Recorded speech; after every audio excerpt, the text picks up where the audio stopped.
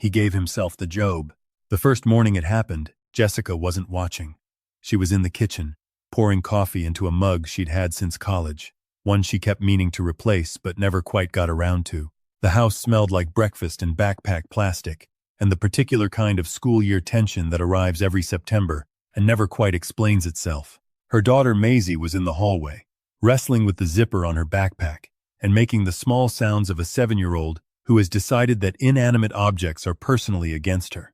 Craig was at the front door. He did this sometimes. A black and white tuxedo cat, broad across the shoulders, with a face that managed to look both serene and slightly judgmental at the same time. He liked the door. He liked pressing his nose into the thin gap at the bottom where the cool outside air crept in, and he would stay there, very still, until someone opened it for him, or until he decided he had learned whatever the outside air was trying to tell him and wandered off to knock something off a counter instead.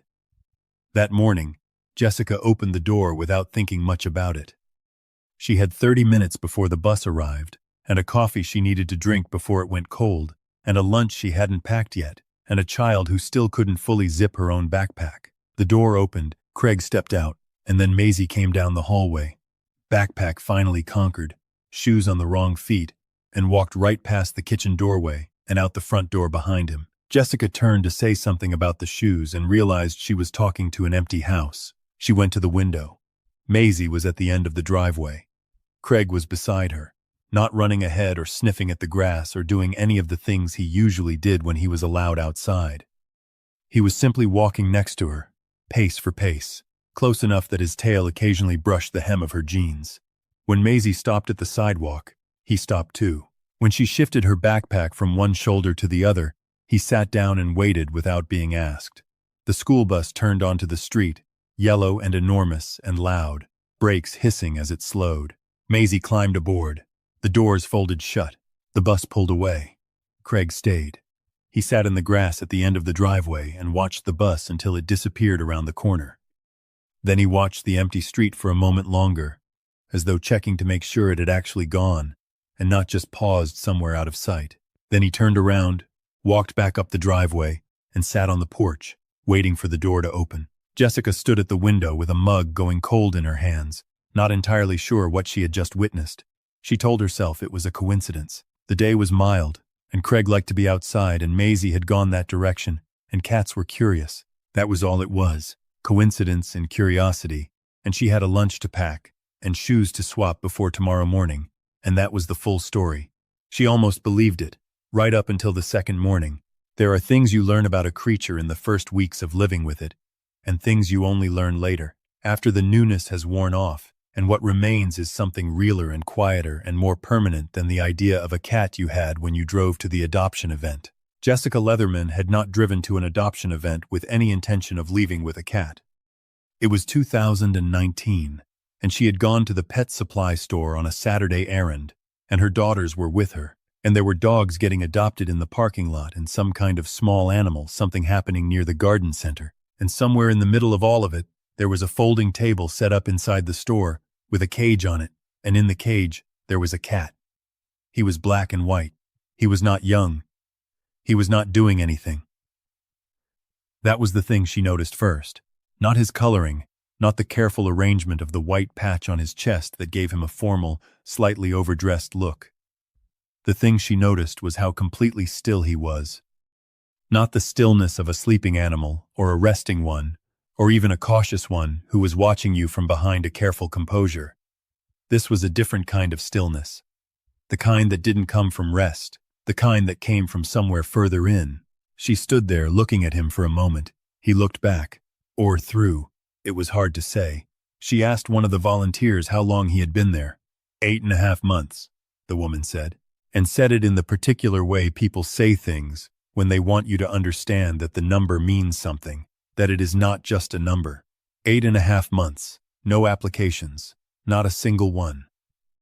He had arrived as an adult, which was the thing that sealed it for most people who walked past, because the kittens were always first, and the kittens were always faster, and adult cats sat in cages and were still, and watched people walk by and waited, and some of them waited a long time. This one had waited a long time. Jessica went home without him.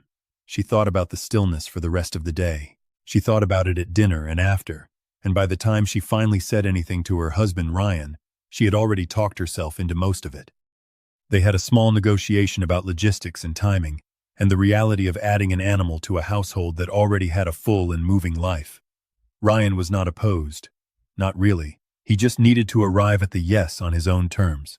They brought Craig home the next weekend. He stepped out of the carrier in the living room and took approximately 45 seconds to decide that this was his house and that his opinion of it was broadly positive. He found the couch. He found the window seat. He found the exact spot in the kitchen where the afternoon sun pooled, and he settled into it with the air of someone who had been waiting for that specific square of light for a long time. He was, as Jessica would come to describe him, impossible to rattle. Thunderstorms left him unmoved. The vacuum cleaner earned a mildly inconvenienced look before he relocated to a different room. He knocked things off counters, not in spite, but in the particular spirit of someone who wanted to see what you would do about it. He slept more hours than seemed biologically necessary and was deeply, unambiguously happy for every one of them. But the thing that happened with Maisie was something else. Jessica noticed it in the first weeks, the way Craig's attention drifted toward Maisie specifically, not exclusively, not in a way that ignored everyone else in the house, but in the way a planet orients itself toward the thing with the most gravity.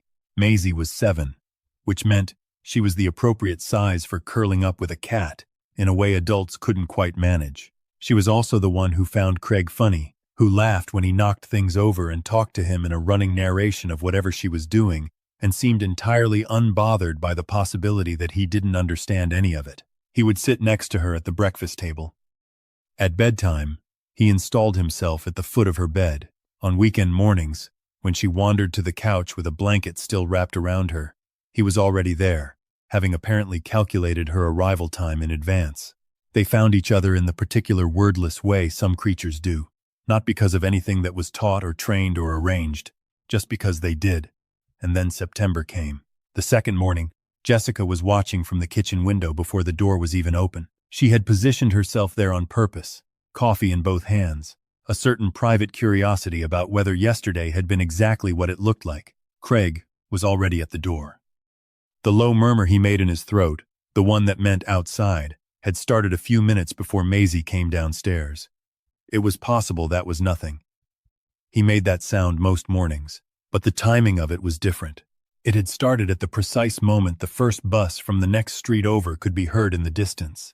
He heard it, she thought. He's tracking it. When the door opened, he walked directly to Maisie, who was eating a granola bar in 3 large bites and trying to remember where she'd left her lunchbox. He rubbed his cheek along her knee. She patted him without looking down, the way children do when their hands know where the animal is, even when their eyes don't. Then she walked out the door and he walked out with her, and Jessica watched the whole thing from 20 feet away, with her coffee going cold. At the end of the driveway, Craig did something that she hadn't seen the day before, or maybe she had and hadn't registered it. He moved slightly ahead of Maisie, not fast, not leading, just placing himself in the thin strip of space between her and the street, the way you'd walk if you were accompanying someone somewhere and the road was beside you and you had, without announcing it, decided to be on the traffic side. The bus came. Maisie climbed on. Craig watched the windows until he found her face behind the glass, and his ears, which had been forward and attentive, relaxed. He sat in the grass until the bus turned the corner. Jessica went inside and repacked the coffee and stood in the kitchen thinking about what she had seen, and when Ryan came downstairs she told him, and he looked skeptical in the way people look when they're already half convinced, but want to see it for themselves. The third morning, it rained. Not hard. Just the persistent gray drizzle of early September that can't decide whether it wants to be fog or weather. Jessica watched out the window again. Craig went out the door with Maisie as he always did, and he sat in the wet grass, and his fur collected the drizzle, and he did not move. She thought about going out with an umbrella for him. She decided against it, sensing that would somehow break the spell of the thing. He sat there until the bus was gone. Then he walked back to the house, damp and unsurprised, and waited for his breakfast. By the end of the first week, the bus driver had noticed him. By the end of the second week, every child on the route who got on or off within a block of the Leatherman house had learned his name. When the bus turned the corner and Craig was visible from the windows, There was a sound that Jessica could hear from inside the house, a collective recognizing, a collection of small voices saying the same word in unison. Craig. He would look up at the sound, not startled, just acknowledging. The way you acknowledge your own name when someone says it across a room.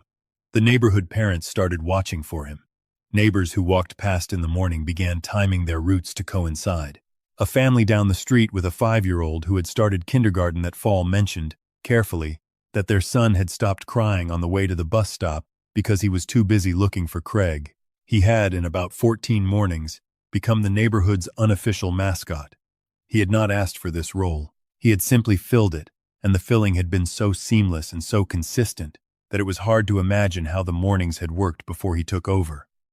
There is research, real research, on the bonds cats form with the humans they live with. Jessica found it the way most people find things in the small hours, because she couldn't stop turning the question over, and the internet was right there and the coffee was on. A study published in Current Biology in 2019 drew on a test that had long been used to measure infant attachment to caregivers, a test designed to understand what happened in a small creature's nervous system when the person it depended on walked out of a room. The researchers applied this same test to cats.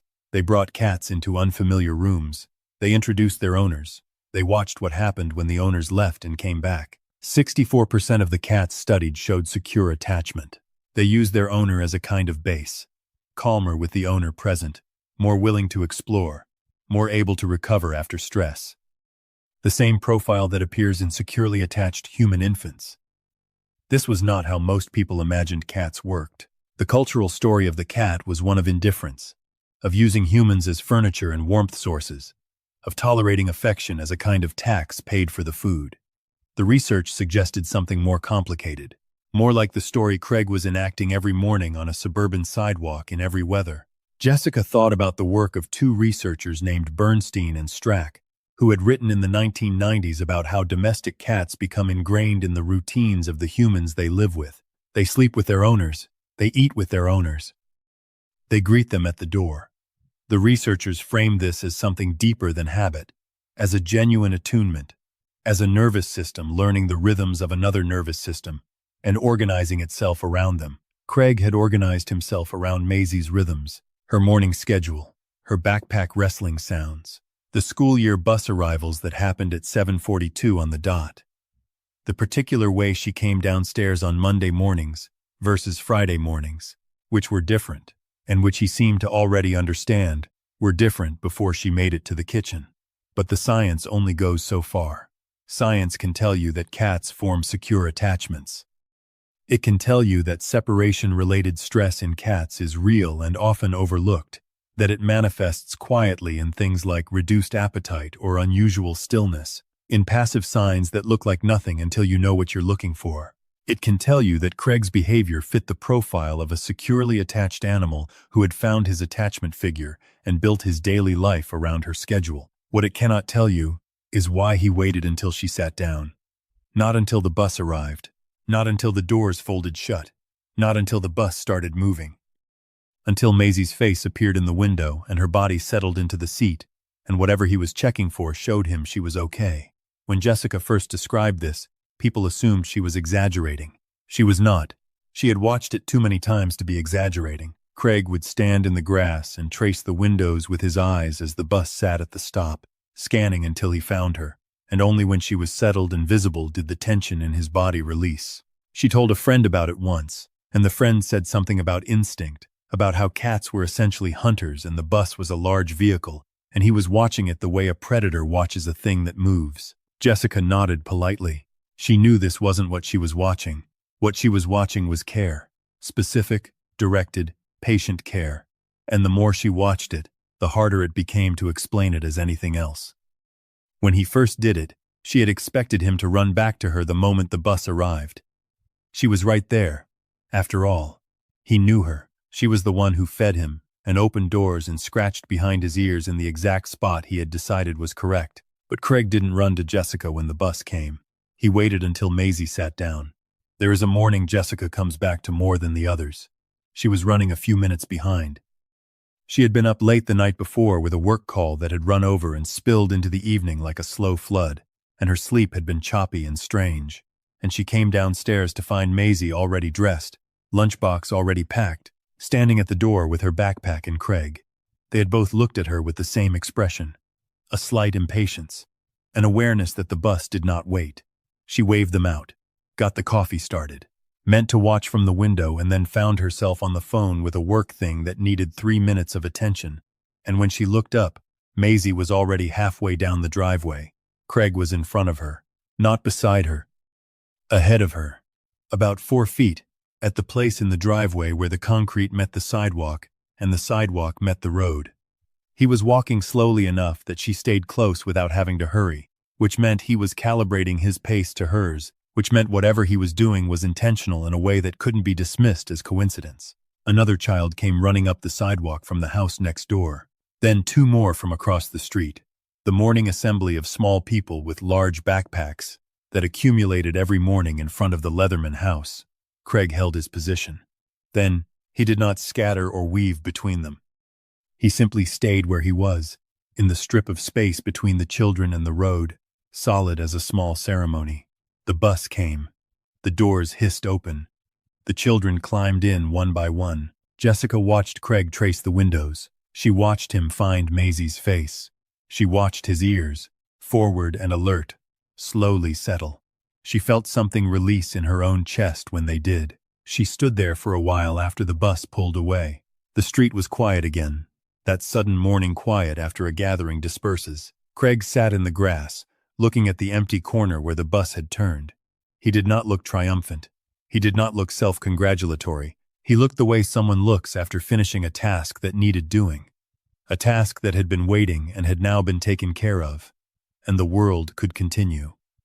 Then he turned and walked back to the porch, steady and unhurried, leaving faint paw prints in the dew. Jessica set her coffee down on the kitchen counter when she came back inside, and she stood there for a moment in the particular silence of a house after a morning has happened. She had watched Craig walk that driveway dozens of times by now.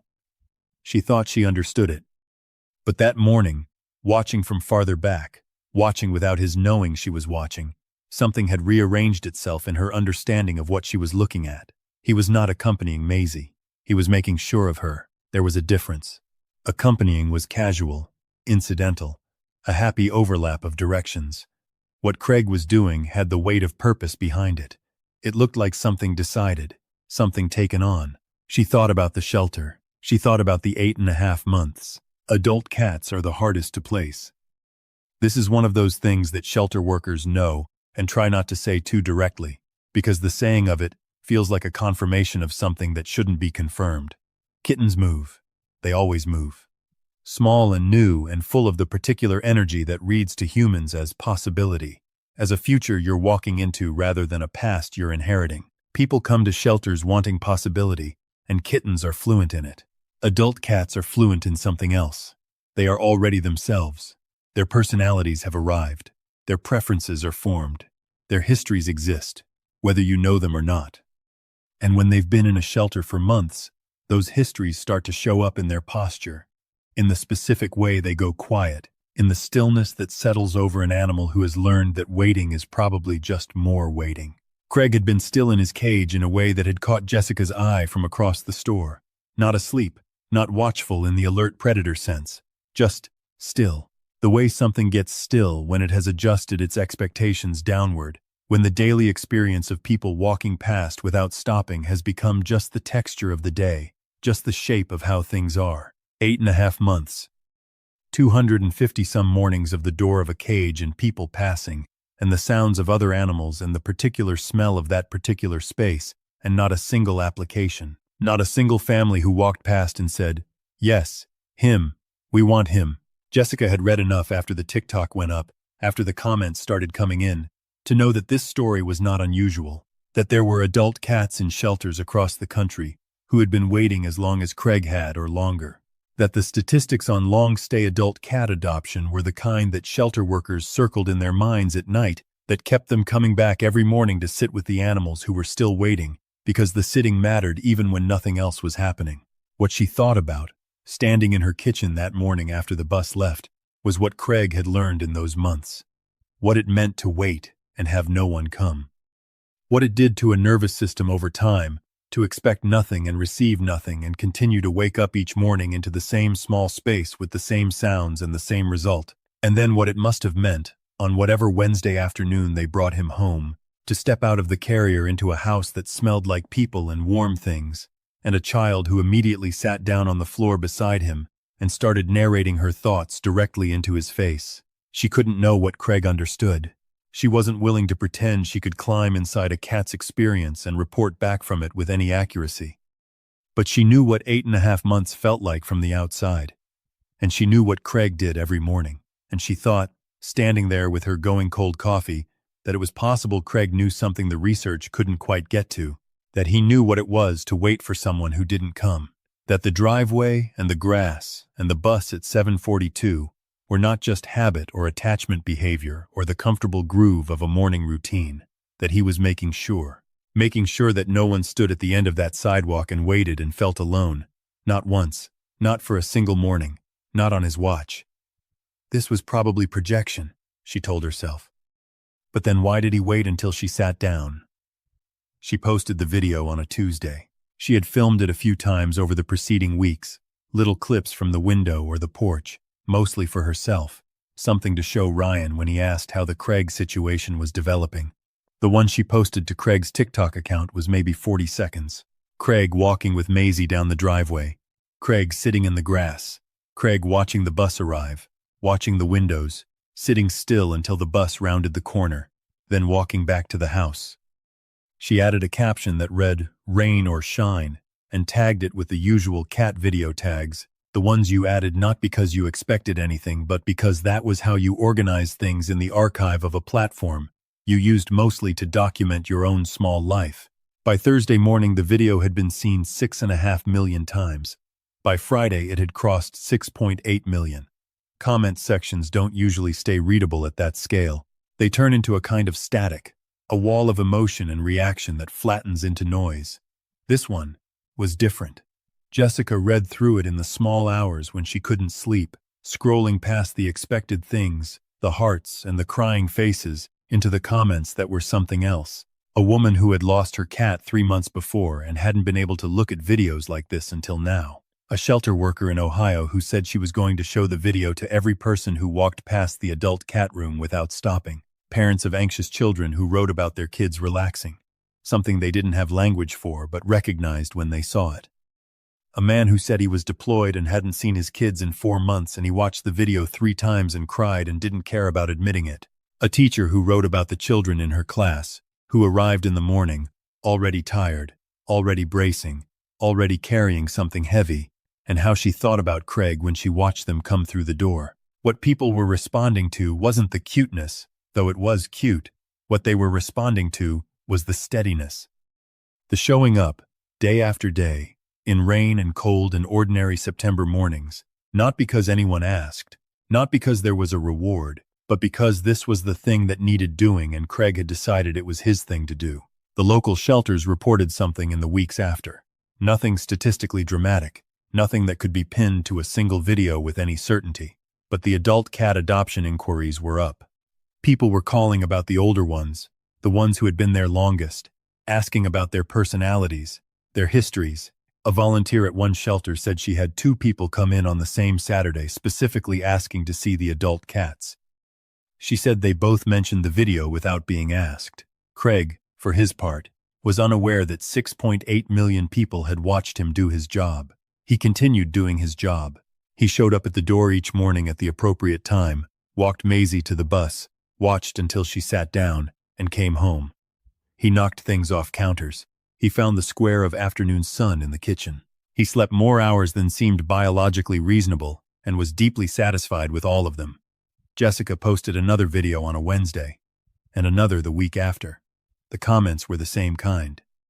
People writing about their own versions of what Craig was doing. The small, relentless devotions that happened in their houses, in their lives, that they hadn't had words for until they saw them enacted by a black and white cat on a suburban sidewalk. Someone wrote, "The overlooked ones become the most devoted. This isn't a coincidence. I have thought about this for days." Jessica saved that comment. She still has it. Time moves differently in the years after something becomes a routine. The routine itself stays sharp, precise, every detail present and accounted for. But the calendar blurs at the edges. Before you've noticed, the child who had trouble zipping her own backpack is someone who could zip it with her eyes closed. Before you've noticed, the cat's muzzle has gone slightly gray at the edges, the fur around his nose softened to a pale silver that wasn't there in the first months. Maisie is older now. She carries her backpack differently, a specific posture shift that happens somewhere around 4th grade, when children decide that carrying it on both shoulders is something the younger grades do. She has opinions about her lunch and the playlist on her phone and the amount of time it takes a Tuesday to become a Wednesday. And she talks about these things with Craig the way she always has, in a running narration that he receives with the same patient attention he has always given. He still goes to the door. This part has not changed. The murmur in his throat at the sound of the distant bus, the waiting, the falling into step beside her on the driveway. Some mornings she notices a text message before she makes it to the end of the driveway, and Craig slows down with her and waits while she finishes, which feels less like a trained behavior and more like the ordinary accommodation of a companion who has learned the rhythms of her particular pace through the world. There are mornings that are harder than other mornings, not for any single reason, just the accumulated weight of being a person in a school year that has its hard days built into it, days where the morning is more difficult to enter, and the bus at the end of the driveway feels like a smaller comfort than usual. On those mornings, Craig is exactly the same. He does not sense that she is struggling and become gentler, or at least Jessica can't prove that he does. What she can say is that his behavior does not change. He walks beside her. He sits in the grass. He waits. The consistency of it is its own kind of message, she thinks. Not a message in words, not something that could be translated or delivered or explained, but something felt, the way you feel the steadiness of a person who has simply continued to show up regardless of what the morning brought. She notices Maisie's posture on those hard mornings, notices how it shifts between the front door and the bus stop, something in the shoulders, something that was braced, settling a little. The afternoon return is the same ritual in reverse. Craig on the porch sometime before the bus is due. Not the exact minute, just sometime in the window, because he has the bus schedule mapped somewhere in his nervous system in a way that doesn't require a clock. When the sound of the diesel engine comes from the end of the street, he stands up. When the doors open, he watches. When Maisie comes down the steps and across the yard, he meets her at the door, not excited in the way that reads as neediness, just there. Reliably, warmly, entirely there. Jessica told a reporter once, in one of the follow-up pieces that came after the TikTok numbers settled into something permanent, that the best way she could describe their relationship was 2 peas in a pod. That when Maisie sits down next to Craig, he tucks himself against her and purrs, and it looks like the natural order of things, like each of them is occupying the space they were always supposed to occupy in each other's days. The reporter wrote a nice piece. It captured some of it, but it didn't quite get the mornings. There is a question this story keeps asking. It asks it every time Craig stands in the wet grass and watches the windows of a school bus. It asks it in the 8.5 months of a cage and the particular stillness of an adult cat who has adjusted his expectations downward. And in the morning, a woman walks past and stops and thinks about that number and drives home, thinking about that number and comes back the next weekend to bring him home. The question is about what devotion looks like when it comes from something that can't explain itself, from something that didn't decide in words, that didn't reason its way to a conclusion about duty and loyalty and showing up, from something that simply, quietly, irreversibly oriented itself toward a child, and her mornings, and the bus at the end of the driveway, and the windows where it needed to see her face. We don't have a good word for this. We have words that are adjacent. We say loyal, but loyalty implies a conscious choice. We say devoted, which is closer. But devotion has connotations of sacrifice that don't quite fit the easy, unhurried way Craig does this thing, as though it costs him nothing, because he has decided it is simply part of what a morning is. We say bonded, which is the scientific word, the one that appears in the research, the one that describes the nervous system mapping of another nervous system. None of them are quite right. What Craig does every morning is something that has the quality of knowing that the bus will come, and that a small person will be waiting for it, and that no small person should have to wait alone. Not knowing this the way you know a fact, knowing it the way you know your own name. The way a thing becomes part of you before you have language to describe it. He learned it, maybe. Or he brought it with him from somewhere in those 8.5 months of waiting, some understanding earned from the inside of a cage about what it meant to stand at an end of something and watch for a face that might or might not appear. We cannot know. What we can know is what Jessica knows, which is what it looks like from the window of a house on an ordinary September morning. The gray sidewalk and the yellow bus and the small person with the backpack and the black and white cat who has given himself a job that no one asked him to take and that he has never once failed to show up for. Cold this morning, the way late October goes cold, when it's decided to stop being gentle about it. Frost on the car windows. The sky, a pale gray, that can't decide if it wants to open up or just stay in that state of reluctant suspension indefinitely. Craig is at the door.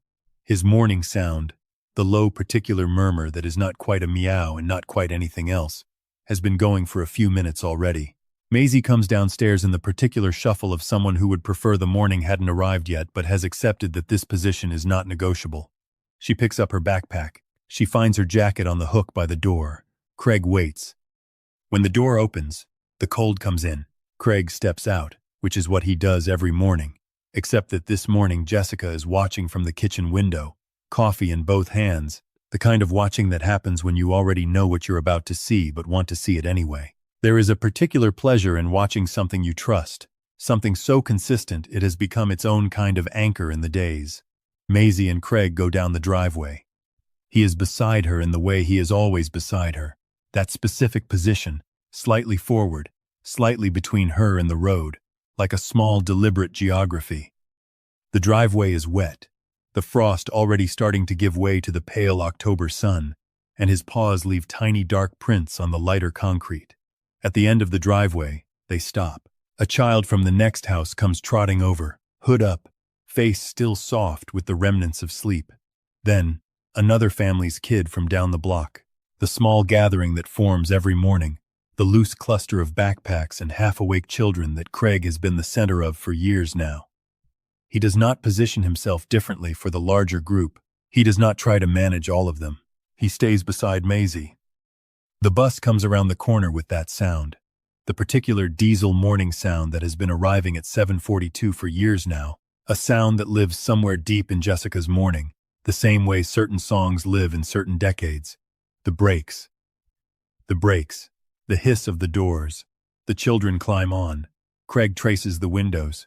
He finds her face. Maisie in the third row, her attention already somewhere else.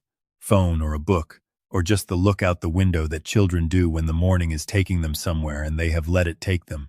But she looks back, once, the way she always does. One quick look through the glass in the direction of the grass. Craig's ears settle.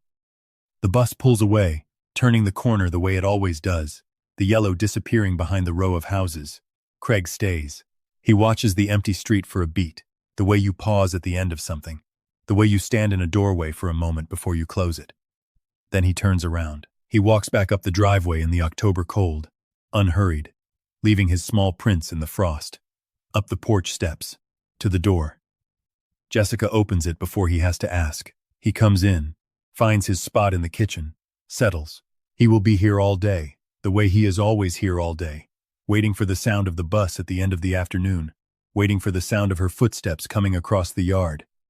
Jessica stands at the counter and drinks her coffee while it is still warm, which is a thing she manages most mornings, but not always, and she watches him in the patch of kitchen light and thinks about the cage in the pet store and the number 8.5 months, and the woman who said that number the way you say a thing you need someone to really hear.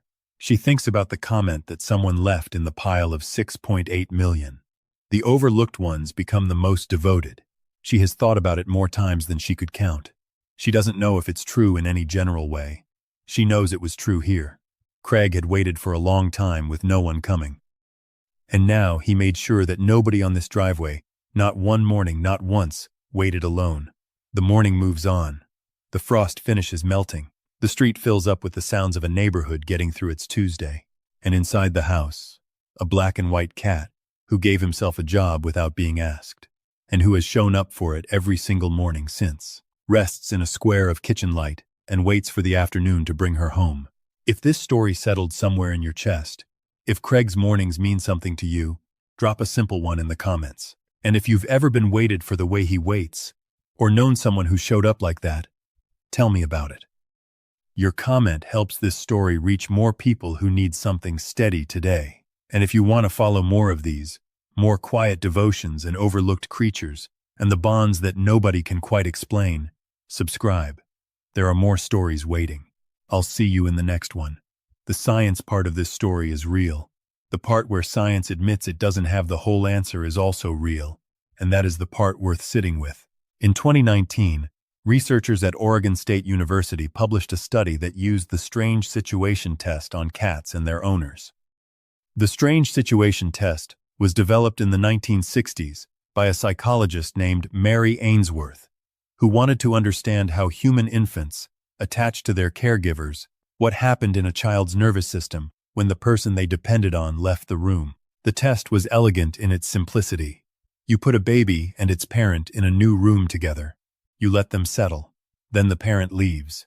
Then the parent comes back, and you watch what the baby does. What Ainsworth found was that babies fell into patterns. Securely attached babies explored the new room freely when their parent was present, became distressed when the parent left, and recovered when the parent returned. They used the parent as a base, the way you use a compass when you're in unfamiliar territory. The parent was not just a source of food and warmth. The parent was a reference point for the world. The Oregon State researchers wondered if cats worked the same way. They brought cats and their owners into unfamiliar rooms. They watched. The results were not ambiguous. About 64% of the cats showed the same secure attachment profile as the human infants. Less stressed in the owner's presence, more willing to explore, more able to recover from the minor disruptions of the test. This landed against the cultural story of cats as independent, indifferent, using their humans as furniture. The research said the cultural story was wrong, or at least incomplete.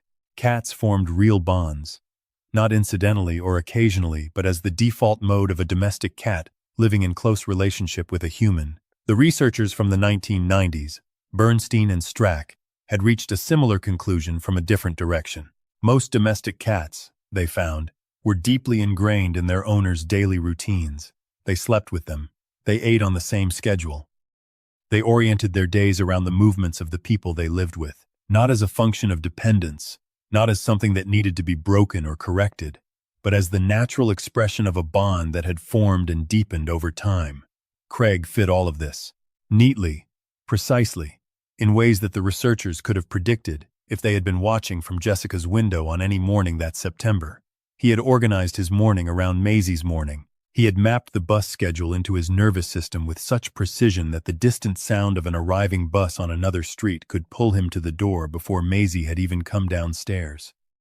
He had, in the language of the research, found his attachment figure, and he had built his days around her. But there was one thing the research could not account for. The attachment theory explained why Craig went to the bus. It explained the vigilance, the close walking, the way he positioned himself between her and the street. It could account for most of it. It could not account for the windows. It could not explain why he would stand in the grass and trace the bus windows until he found her face. Why he would wait, specifically, until her body settled into the seat. Why his ears, forward and taut, would relax at the exact moment she appeared in the glass. Behavior researchers might say he was tracking visual stimuli, that the bus was a moving object and moving objects captured feline attention and he was simply watching the thing move. This explanation felt accurate in the way a word feels accurate when you look it up in a dictionary and find a definition that is technically correct and misses everything essential. What Jessica saw was not a predator tracking a moving object. What Jessica saw was a cat checking on someone he loved. You can call this projection. You can say that we assign emotions to animal behaviors because our brains are built to see intent and feeling in the faces and movements of other creatures. That we are storytelling animals who cannot help but make stories out of what we watch. This is true. It is also not the whole story. The whole story is that Craig never left until she sat down. And he never once failed to come home. There was a specific morning that Jessica comes back to when she tries to explain what she knows about Craig, and it is not the first morning, and it is not the rain morning, and it is not the morning she watched from the window while he walked Maisie through the gathered neighborhood children. It is a morning from the second school year. Maisie had been sick the previous week, a low-grade fever that kept her home for 3 days and disrupted the routine in ways that rippled through the whole household, Craig included. He had spent those 3 days the way he spent all days when Maisie was home, which was close, curled against her when she napped, following her from room to room with the quiet attention that his presence carried. But when she was home, and he was keeping her company, he was not at the door at 7:42. When she went back to school on Thursday, he went back to the door. Jessica watched him that morning with particular attention. The week of being together had shifted something, she thought. He would be more clingy, maybe, more reluctant. The routine would need a day or two to reinstall itself. She was wrong. He walked out the door, walked down the driveway, sat in the grass, and watched the bus until she sat down.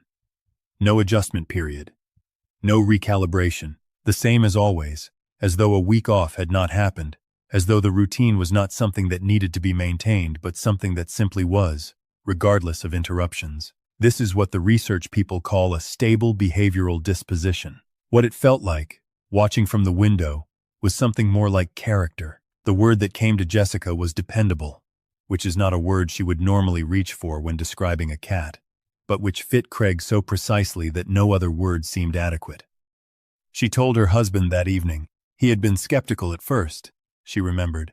Not unkindly, just with the natural skepticism of someone who had not been there for the early mornings, who had only seen the secondary evidence of a cat who went to a door at a particular time. She had filmed things for him, shown him videos, and he had come around, but his coming around had the character of someone agreeing to a thing they found charming rather than someone who had been changed by it. After the sick week, he came to the window himself. He stood there in his work clothes with a coffee she had made him, and he watched Craig walk down the driveway beside their daughter, and he watched Craig sit in the grass, and when the bus came and the doors opened and the children got on, he watched Craig trace the windows. She didn't say anything. He didn't say anything either. He just watched. When the bus turned the corner and Craig turned to come back up the driveway, Ryan set his coffee down on the counter. He had the expression of someone who has just understood something in a way they had only been told before. "They are 2 peas in a pod," he said. His voice was quiet. Jessica nodded. "Yeah," he added after a moment. "I see it now." The neighborhood changed gradually, the way neighborhoods do. Families moved in and moved out. New children appeared at the bus stop, smaller and younger, not knowing the neighborhood yet, not knowing Craig. He adapted without fuss. New small people at the bus stop simply became small people he had not yet made part of the morning. Within a week, they had been integrated into his geography, included without ceremony, covered by the same steady attention he gave to everyone who waited at the end of that driveway. The children who moved away left gaps in the morning gathering, and Craig did not seem to register the gaps specifically. He was not mourning an absence. He was attending to whoever was there. This was perhaps the most clarifying thing about him, that the ritual was not personal in the exclusive sense. It was about the morning and the bus and the waiting children. Maisie was the center of it, but the circle was wider. One mother, who had moved in the previous summer, told Jessica later that she had been nervous about her daughter starting at a new school in a new neighborhood. Her daughter was 6, quiet, prone to the specific anxiety of a child who has not yet made friends and feels the nakedness of that in every room she enters.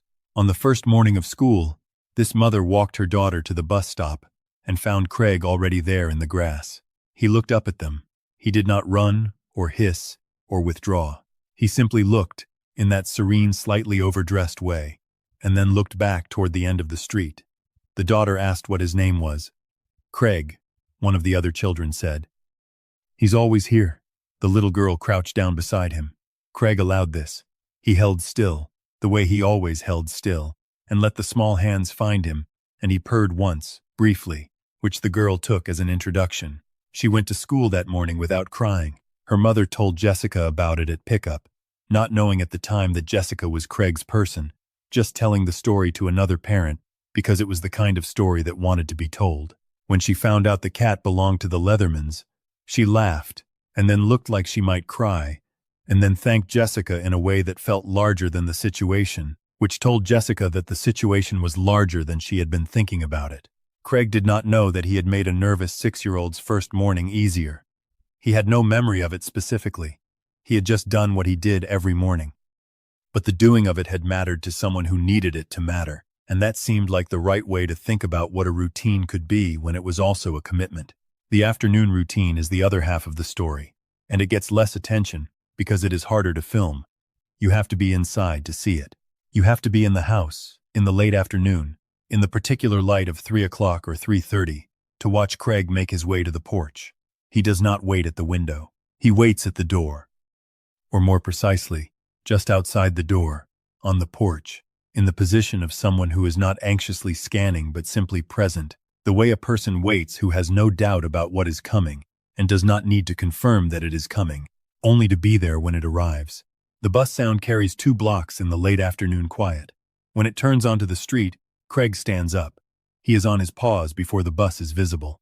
Just the sound, just the particular diesel rhythm of the specific route, is enough to get him to his feet. He orients himself toward the end of the street. The bus stops. The doors open. The children scatter, each in their own direction, toward their own houses, their own afternoons. Craig watches for the particular configuration of backpack and posture and gait that belongs to Maisie, and when it appears, he moves toward the gate. She comes across the yard. He meets her at the door, not dramatically, not with the excessive enthusiasm that dogs bring to reunions, just there, present. The quiet announcement of, "I was here, you're back, good." She drops her backpack in the hallway. He follows her to the kitchen. She gets a snack and sits at the counter, and he sits beside her, and she talks to him about the day in the same running narration she has used since she was 7, the one that assumes he understands everything and is interested in all of it, and he sits with his head slightly tilted in the way that suggests, at minimum, that he is listening. Ryan watched this once, the two of them in the kitchen at 3:40 in the afternoon. He stood in the doorway and didn't say anything for a long moment. He said later, quietly, to Jessica, "She's never had a better listener." Jessica thought about that. She thought about it more than she expected to. There was something in it that was about more than Craig. Something about what it meant to be reliably present for someone, to show up without needing anything back, to ask nothing of the telling except to be the one it was told to. Not a lot of creatures could manage that. Craig managed it every day. The video has been watched more times than Jessica can easily hold in her head. The number has a weight to it that doesn't diminish with repetition. She thinks about the 6.8 million people who had seen a 40-second clip of a black and white cat walking a child to a bus, and she thinks about why it had reached them. Not all of them had cats. Not all of them had children. They were not watching because they recognized their specific situation in Craig's situation. They were watching because they recognized something else. Something about what it meant to have a creature in your life that simply showed up every morning, regardless, without being asked and without needing to be reminded. The world has a great deal of that quality, of things that are conditional, of love and attention that is contingent, of the people and creatures who are there when it is convenient or when the emotional weather is right, and who are somewhere else when it isn't. Craig was different. Craig was the thing that the 40-second video was about, even if no one had articulated it in those terms. The comments said it in the ways that comments say things, which is less precisely, but more personally. People writing about the cats they had lost, about the parents who had always been at the door, about the way some small, consistent thing could be the whole structure of a life, if you let it. The thing that the rest of the day oriented around. Someone wrote that they had watched the video on the morning of their father's funeral and that it had been the thing that got them out of the house. That comment stayed with Jessica. She wrote back a few words. It felt insufficient. She knew it was the best available option. The thing about Craig's ritual is that it was not designed to reach 6.8 million people. It was designed to reach one person, a 7-year-old with a backpack and wrong-sided shoes, standing at the end of a driveway on the first morning of first grade. Everything else was a radius that expanded outward from that point. The neighbor's daughter who stopped crying. The father overseas who watched it 3 times. The shelter worker who showed it to everyone who walked past the adult cat room. All of them in the radius of a thing that had started very small and very particular. This is something that stories about animals keep rediscovering. That the specific thing, the too small thing, the thing that barely seems worth remarking on, is sometimes exactly the thing that carries the most weight. Not because it is exceptional, because it is consistent, because it is every single morning, because it is the 40-second version of something that has been true for years. The mornings look the same because they are the same. This is the part that is hardest to convey in a 40-second video, or in an article, or even in the telling of the story over a long time. It is not the dramatic version. There is no one morning where Craig did something extraordinary. There is no single gesture that unlocks everything. There are just the mornings, end over end, the way mornings stack up in a life, unremarkable in their individual shape, and irreplaceable in their accumulation. Craig at the door, Craig on the driveway, Craig in the grass.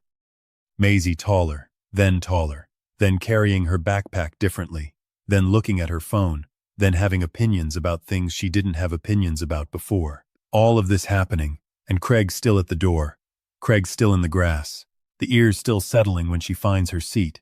You could argue that this is just a cat, that it is a category error to see devotion in what is actually a conditioned behavior pattern, a set of associations that reinforce themselves over time, morning by morning, into a groove that looks meaningful, but is simply the path of least resistance for a particular nervous system. You could argue this cleanly, and the argument would hold together. But then you are left explaining why he waits until she sits down, and that explanation has not appeared in any study yet. There is a particular quality to a cold October morning at a school bus stop that is hard to describe to people who have not spent a lot of them there. The sky is the color of dishwater. Your breath makes small clouds that dissolve before you've finished making them. The children are bundled into coats and carrying lunchboxes, and their voices are louder than the morning justifies, full of the particular energy of people who have been awake for 45 minutes and have not yet learned to modulate. Craig is in the grass. His fur has a quality in October mornings that it doesn't have in September, a slight fluffed thickness that appears as the temperature drops, the way animals prepare for what's coming. His ears are forward. His tail is wrapped around his front paws. He looks, as he always looks, like he is doing something important and taking exactly as much time as it deserves. The cold does not appear to affect him. Rain has not affected him. Snow, the one or two times it came early enough to catch the first semester routine, did not affect him. He sat in the snow with the same equanimity he brought to every other condition, which is to say he looked as though weather were a detail too small to merit acknowledgement. The neighborhood children are used to him. The ones who have been coming to this stop for a few years treat him as furniture in the best possible sense, as something so reliably part of the landscape that its absence would register immediately, and its presence passes unnoticed only because it is always there. The newer ones, the kindergartners and first graders who are still mapping the edges of their world, still find him worth commenting on. They ask about him. They want to pet him. Craig allows this with the gracious tolerance of someone who has long since accepted that he is a public figure and has made a kind of peace with it. The bus comes. It is always loud in the particular way school buses are loud, that combination of diesel and brakes and the percussion of children in motion. And it is always orange-yellow and always large and always the same bus, the same route, the same rhythm, and it is never not somehow a small event when it turns the corner. The doors open. The children climb. Craig watches the windows. He finds her. She is in the third row, or the fourth, or near the back depending on what grade she is and what the social arrangements of a particular morning have sorted out. But he finds her, and his ears settle when he does, and he sits in the cold grass and watches until the bus makes the turn at the corner and the yellow disappears behind the line of houses. Then he turns. The driveway is 20 feet. He walks it without hurry, leaving the small dark prints of his paws in the frost or the dew or the dry concrete, depending on the morning. He comes to the porch steps and climbs them, and he waits at the door with the patience of someone who has all the time in the world, because the morning has been completed and the rest of the day will take care of itself. Inside, Jessica opens the door. He comes in. He finds his square of morning kitchen light, or the couch, or the particular spot on the window seat that looks out over the driveway, depending on what the light is doing. He settles. His eyes close part way. The way a cat's eyes close when they are content but not yet sleeping. That half-lidded state that looks like peace if you know what you're seeing. He will be here all afternoon. When the bus comes back at the end of the day, he will hear it before it is visible. He will be on the porch before the doors open. He has been doing this since Maisie was 7 years old. He has given himself a job that no one asked him to take. He has never been late. He has never called in sick. He has never taken a day off to do something else. Never decided the weather was reason enough. Never showed up at the end of the driveway with less than his full attention. There is something in this that is about Craig specifically, his temperament, his particular way of being in the world. The black and white tuxedo cat who spent 8.5 months in a cage and emerged from that experience, not harder, but steadier, not more guarded but more committed to the small radius of people who were his. But there is also something in this that is about the overlooked ones, as a category, the ones who waited too long and were still somehow not broken by the waiting. The ones who showed up for love in a way that had nothing conditional about it, nothing strategic, nothing withheld in case the thing withheld might be needed later. They are not common, but they exist. And sometimes you find them in a cage at a pet store on a Saturday, still as a held breath, waiting for someone to stop walking. Jessica stopped walking. Craig made sure nobody waited alone. The rest is every morning, stacked one against the next, all the way to this one, all the way to the frost and the diesel sound and the yellow disappearing around a corner, and a black and white cat walking back up the driveway toward a door that will always open for him. If this story settled somewhere in you, drop a 1 in the comments, or a 0 if you couldn't explain why it hit the way it did. Your comment helps this reach more people who need a Craig in their morning, or just need to be reminded that the Craigs of the world exist. And if you want more stories like this, the quiet ones, the ones about the small, steady devotions that don't make the news but change a life anyway, subscribe. I'll see you in the next one.